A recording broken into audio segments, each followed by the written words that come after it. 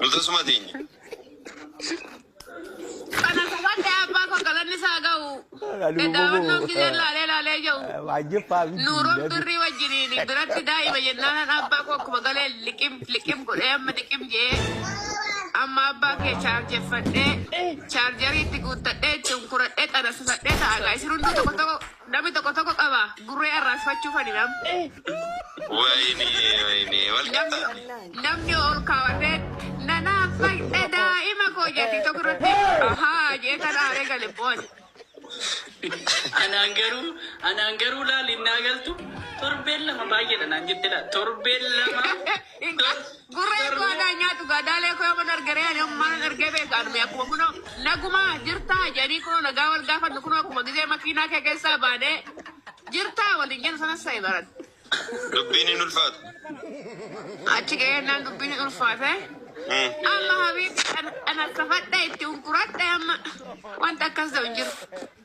Ani gaafii jiite foon naqee jiru marqaa ho'aan jiru qorraan jiru dirqim gosa nyaanyaadhe. Shummoon jenna yawisaa koo namni biyya galeedhaa suuta qabbaneeffata jennaan.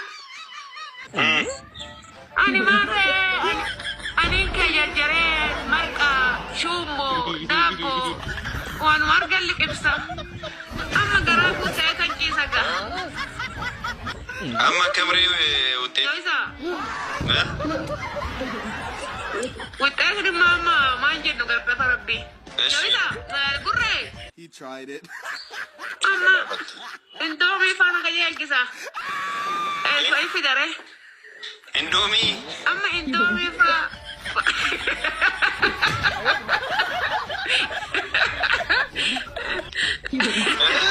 Dinnichaa feele. Barbare dureeta nyaa'eeta amma isa fida. Waan biyya keessa hin jirre si keelchisaa? Waan biyya Itoophiyaa keessa jirna keelchisaa malli koo maalidha? Yaas gaaraa biyyichi. Maaloo sassaabu gochuun hin danda'ama la? Maalan beeka dhugaa rabbii? Akka wayyaree. Bataam shigirii keessa jira sagalee naa ta'a. Gurree? Sagalee sii ta'a nama. Buitiin gorofini kursi haa duudu. Shawarmaa faasika jeelchisa miti amma. Maaloo gurree koo maaloo saantu ciifaa shawarmaa faana qajeelchisa. Harka fuuni akkam jirtu hundumti keessanii baga gara yuutuubii kootitti nagaan dhuftanii namoonni yuutuubii koodhaa fi haaraa taatanii sabskiraayib gochuudhaan jalqabaa akkasumallee kooment laayik sheer gochuu hin dagatinaa. Har'a wantan isin barsiisu shamarri tokko isin goyyomsaa jiraachuu yookiis faayidaaf isin barbaaduu ishee mallattoo ittiin beektanii gurguddaa 5 irratti dubbadhaa jechuudha. Mallattoo kana sirriitti ilaaltanii mallattoo kanaan sirriitti adda baasuu ni dandeessu jechuudha. Yoo akkas ta'e malee yeroo keessanii callistanii gubuu hin qabdanii jechuudha.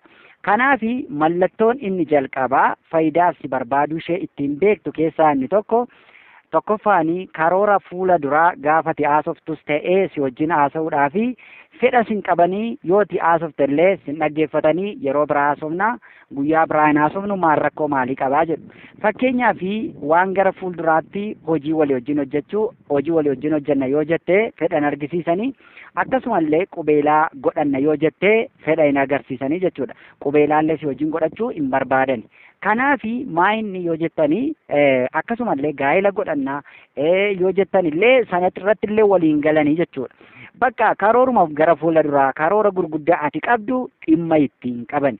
Warri sirriitti dhugaatti si barbaadan si jaallatan garuu gaafati karoora gara fuulduraa duukaa haasoftu sirriitti si dhaggeeffatu sirriitti yaada sana fudhatu jechuudha. Kanaan beekuu ni dandeessa.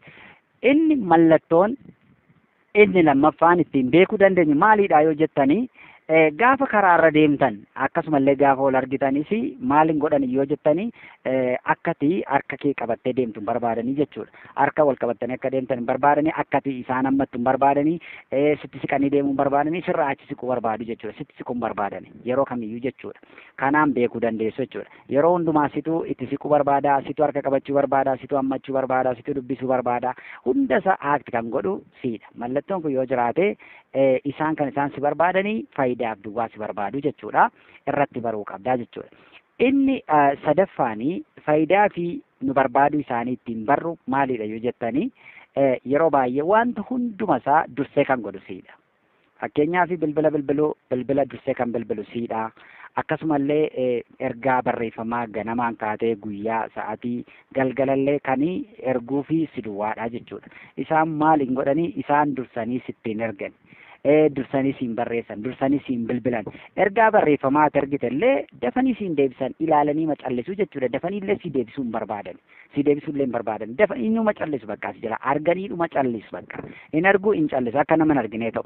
Gaafati immoo maaliif bilbila hin kaasne maaliif meesajii koo naan deebisne jettee gaafati isaan gaafattu immoo maal siin jedhu bilbilli na bira hin turre maatii bira hin ture akkanitti sirraa kaasuun dhabee akkanitti si barreessuun dhabee sababa baay'isuu jechuudha. Sababa baay'isuun mataa isaayyuu si barbaadu dhiisuu isaanii fedha dhabuu isaanii mul'isaa jechuudha. Sababa baay'isu mallattoo isaan ittiin beektu jechuudha. Kanaaf wanta hundumaa mataa bu'ee dursee kan hojjetu siidha jechuudha. Isaan quba hin qaban keessaa bakka situ hojjeta waan hundumaa isaa situ godhaa jechuudha. Kun mallattoo isaanii faayidaaf si barbaadu isaanii ittiin beektudha jechuudha. Inni arfaffaanii namoota ati qabduun wal baruu hin barbaadan. Fakkeenyaaf hiriyaa kee illee baruu hin barbaadan. Akkasumallee maatii kee baruu hin barbaadan.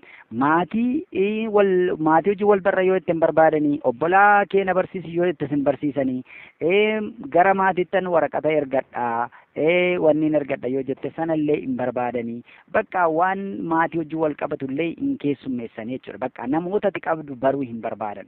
Warri dhuguu ammoo si jaallatanii si barbaadanii isaantuti waraqata ergadhu isaantu maatii kee nu barsiisi jedha isaantu maatii isaanii wajjinillee wal si barsiisaa jechuudha. Kan nu ittiin barru isa kanaan baruu dandeenya isa kanaan beekuu dandeenya jechuudha waa'ee jarreen kana. Isa kanaanii beekuu dandeessu jechuudha. Wal baruu hin barbaadan. Namoota ati qabduuni wal baruu hin barbaadanii jechuudha. Mallattoon kun yoo jiraate sirriitti hubadha. Ammallee taanaan namoonni yuutuubii kana sabiskiraayib godhin jirtan yoo jiraatan akkasumallee koomentii laayikiin godhin jirtan yoo jiraatan isa dhumaatti utuu hin darbin amma koomentii gochuu hin dagatina, sheer gochuu illee hin dagatina, laayik gochuu hin dagatina, sabiskiraayib illee godhaan isiniin jedha. Gara isa dhumaattan sin dabarsaa inni dhumaa kun immoo isa baay'ee barbaachisaadha. Faayidaaf si barbaadu ishee mallattooti ittiin beektu inni guddaaf inni olaanaan gaafa waa sirraa barbaadan nama si jaallatu fakkaachuu isaaniiti. Gaafa waa sirraa barbaadanii nama si jaallatu fakkaatu bakka. Nama si jaallatu fakkaatu, nama si yaadu fakkaatu. Gaafa sana aaktii isaan sitti argisiisanii aaktii jaalalaati maqaa jaalalaan si waamu.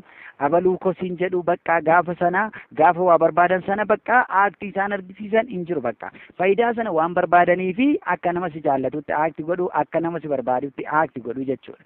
Inni kun yeroo baay'ee dhiironni isa kana irratti hin baran. Hin hubatan hin galuuf jechuudha dafee hin galuuf bakka dhugaama itti fakkaata badanii guyyaa lama sadii badanii akkasuma meesajii kee deebisuu dhiisanii bilbila kee kaasuu dhiisanii gaafa ofii isaanii waa barbaadan taargettiidha waa barbaadanii qaxixaa bilbila keessitti bilbiluu meesajii deddeebisanii sitti barreessuu deddeebisanii si bilbiluu kana boodati waan jaallattuu fi nama sana waan jaallattuu fi dhugaama sitti fakkaata bakka dhugaama waan isaan dhufanii dhugaadhuma waanuma si barbaadan sirraa fudhachuu barbaadan sitti fakkaata bakka gaafa sana garaa laaftaa fi hin jaallatta waan ta'eef waan isaan jedhan sana gootaa jechuudha.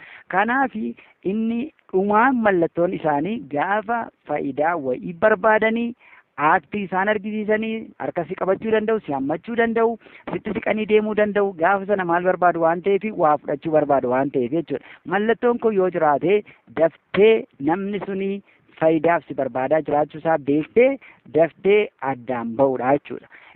Yeroo baay'ee kan nuyi shawwadamnu immoo kana dura waan baay'ee godheeraa fi akkamittaan dhiisuu danda'a. Kana dura birrii kenneeraa fi kana dura akkas godheeraa kana dura akkas godheeraa jettu. Ganaa inni isin gootan isa duraa caaluu danda'a waan ta'eef daftanii yeroodhaanii irraa baqachuun irraa adda ba'uun isa baay'ee filatamaadha.